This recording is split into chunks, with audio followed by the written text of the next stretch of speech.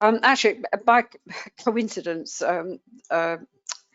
David actually picked up precisely what I had been following on my combination of NQ charts that I have here. I've actually got a Renko, I've got a chart with our Camarilla levels, and what I've had to do is, because we've had such strong price action today and for the week, basically, I've had to go right up to the I've had to go up to the slowest time frames. I've had to go to the hour to find a level where this this index is heading for. Those of you who have the indicators will know we've actually programmed this indicator to come up with 6 levels instead of the 4 that is normally part of the Camarilla protocol. And if we go down to a faster chart, for example, this one here, which is on the 3-minute, you can see here we've actually blasted through the S6 already. In fact, you can see it better on the Renko. If I just pull that up as well, here we are. It's gone through the S, and once it goes through this level here, it is a breakout, it's a breakaway. You know, where's it going to stop after that? And the way we've programmed the indicator is the levels up to, but not including the hourly chart, are refreshed every 24 hours. So if you're on the fastest charts, any chart up to the hour, you would have to, you know, you would get your fresh levels once the market rolls over.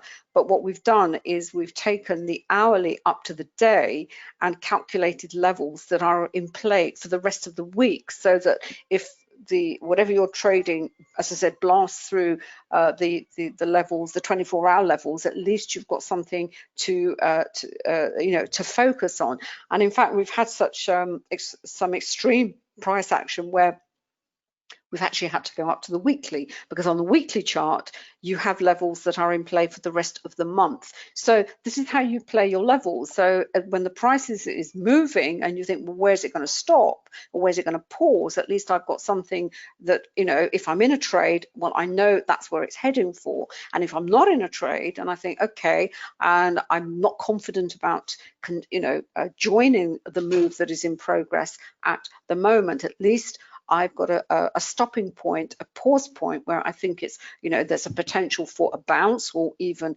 a reversal. And of course, you know, when it does bounce and reverse, you've got the levels that it is likely going to go back and retest if you are trading, if you're going to take a trade in the opposite direction. So getting back here, as we can see here on the 3-minute, David, perfect, you know, a lovely VPA anomaly. You've got rising prices, you've got falling volume. It ain't going anywhere. So the break for this particular move is, we can go back to the 3-minute here. So, yeah, it's a break from the volume point of control at 99.20. We can see here it's not been a straight trend lower. You've had these periods of congestion, then the fall lower, then we've had this attempt to rise, and then now we're breaking lower as well. Now we could be coming to a pause because we've got a very defined level back here, which is the S2, which is in the 97.38.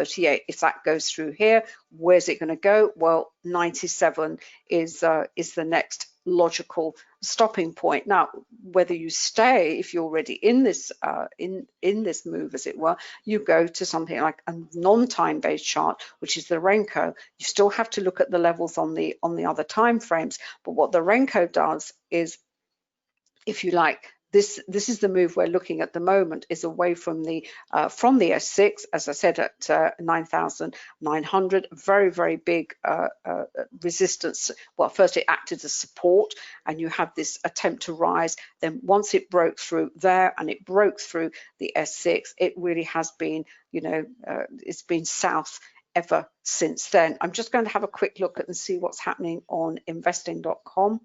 So we'll just get a see what's happening. Yeah, the Dow's down even more. It's down 1468. The Nasdaq 300 and 350 odd, the S&P 143. Quite extraordinary. But I'd like to think, you know, that if you approach your trading in this way by looking beyond just what you see on the chart, you've got the volume price analysis methodology there, but look across markets, because they will highlight what is going to happen. You may have to be a little bit patient. This is always with VPA, there's always a little bit patient. Patience is always is required, because sometimes these signals do come along and they do take time to develop. Going back to the YM, we looked, we saw the signal very clearly on the weekly chart. If we look at the daily chart, again, we saw rising, narrowing spreads, a lot of volume going in, but the spreads aren't wide. There is this anomaly. That's what we're looking for all the time. We are looking for anomalies, and it's those anomalies which will highlight if this is not as it should be. And the other indicators here, certainly the volume point of control, where is the potential that this is going to? Again, we look at levels. We look at either Camarilla levels, we look at support resistance levels if you've got the volume point of control. The volume point of control is at a point, it's a point on the chart where there was equilibrium.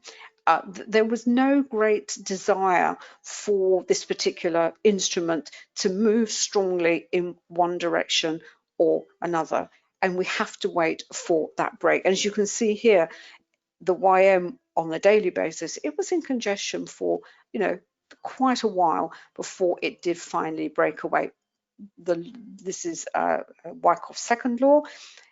The other element, the other part of this law, Wyckoff's second law, is that the longer a market is in congestion, then when it does break away, that breakaway is going to be very strong. It's cause and effect. Your cause is the congestion, and then the longer the cause, the greater the time that the cause is in effect, then the greater that effect. And we can see here with the Nasdaq, going back to the Nasdaq NQ here. Let's have a look if I've got the right one. Yeah, it is still moving south, and as I said, but we know where it's potentially heading because we have these levels already set out for us on the slower time frames. And no doubt there will be buyers who will be coming in. There's always, someone has always got a view on the price action that they see. Some traders will see if something has gone up for 7 straight sessions, it has got to reverse. If someone sees something has gone down for 7 straight sessions, oh, it's time to reverse. Maybe it will, maybe it won't, but VPA will certainly reveal whether that is true or not. Anything else you want to add to that, David, or is that it? That's it. Right, I'm just going to pass it back to David.